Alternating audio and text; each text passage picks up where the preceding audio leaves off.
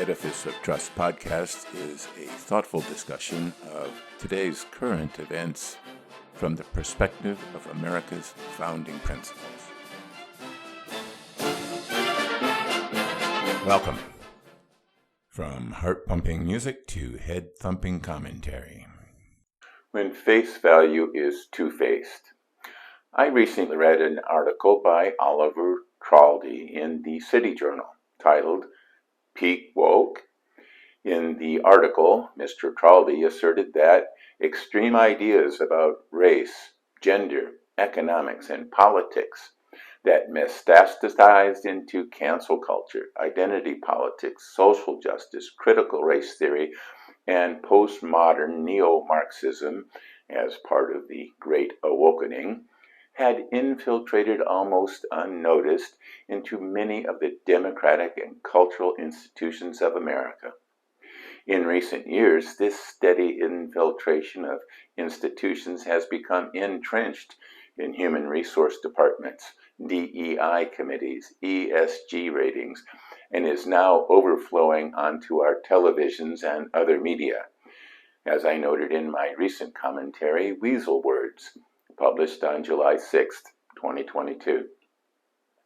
But he continued in the article to describe how people are awakening to the Great Awakening.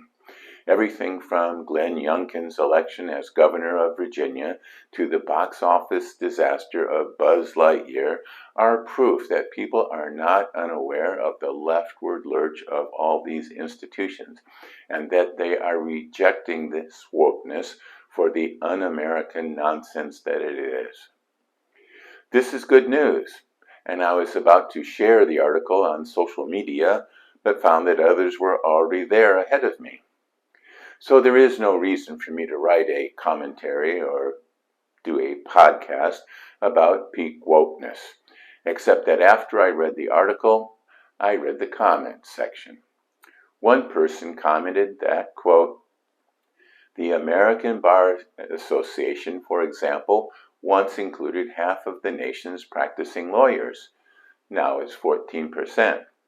The American Medical Association used to include most American physicians. Now it is 12%. Whoa! These once important national institutions are now mere shells of their former selves. Easy for a small band of saboteurs to infiltrate in order to redirect the institution toward their woke ideologies. Boy Scouts of America, which is what it was called when I was a scout, and when my sons were scouts, and when my grandson joined scouting, is one such institution. It has been renamed Scouts BSA, now that girls and transgender individuals are welcomed. Despite this target market expansion, membership has declined from 4.8 million scouts in 1998 to 720,000 scouts now, according to Newsweek magazine. But these depleted and compromised institutions still carry a lot of weight. The American Bar Association is still the federally recognized accreditor of U.S. law schools.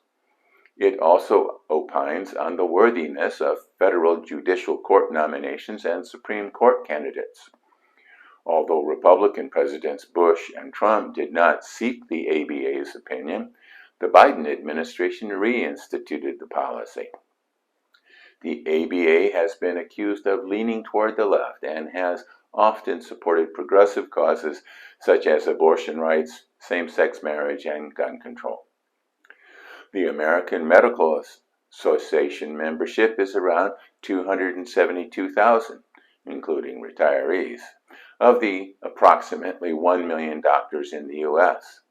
The Chicago Sun-Times reported that in 2021, the AMA published a plan to dismantle, quote, structural racism that would encourage, quote, explicit conversations about power, racism, gender and class oppression, forms of discrimination and exclusion, unquote. They also plan to utilize critical race theory as part of the dismantling. As I noted in my commentary on free speech, The Continual High Cost of Free Speech, published May 17, 2022.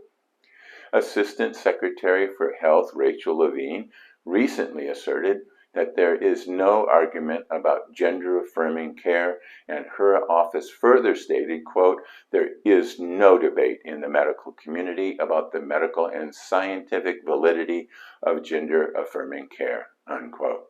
Citing the American Academy of Pediatrics, the American Medical Association, the American Academy of Child and Adolescent Psychiatry. But these co-opted institutions of the medical community are now the willing tools of the progressive left, and their politically motivated opinion should carry no more weight than that of any other extremist group. It strikes me as passing strange that physicians and scientists who should know better have signed on to a belief system and ideology that rejects empirical evidence and asserts that the scientific method is a tool of white supremacy.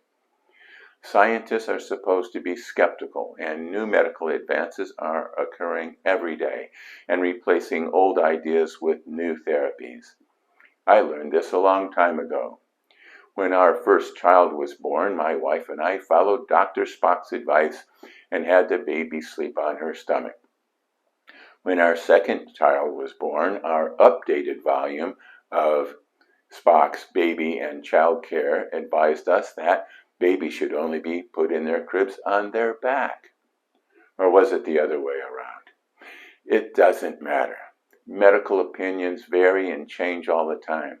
New therapies are discovered because there is always debate, no matter what Assistant Secretary Levine and the drones in her department say. In this divided era, it is not uncommon to doubt what the other side is saying.